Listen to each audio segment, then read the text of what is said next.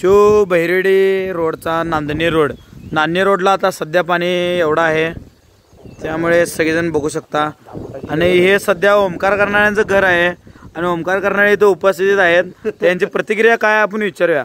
Sir, तुमचं घर बुडल्याबद्दल तुमची काय प्रतिक्रिया? खूपच वाईट परिस्थिती आहे. गेले 20 वर्ष झालं आम्ही या पुराचा फटका सोसत आहे. आमची आता 3 एकर ऊस हे पाण्याखाली गेलेला आहे आणि हे आमचं घर 2019ला या दुसऱ्या मजल्यावर आमच्या पाणी आलेलं. पहिला मजला पूर्ण बुडलेला, सगळं सामान गेलेलं.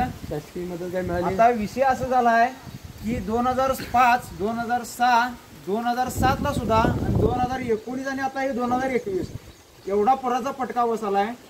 आमची अजून लग्न नाहीत, पोरी आम्हाला कोण देणार.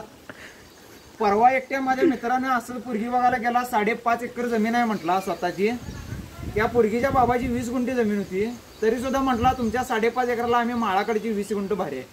आमची परिस्थिती अतिशय आता बिकट झालेली आहे. आम्हाला काय समजेना. 3 दिवस झाले चिरमुर खाऊन जगले आम्ही.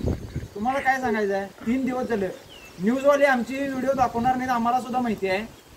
परिस्थिती लय वाईट झालेली आहे. अंगावर कपडे सुद्धा नाहीत.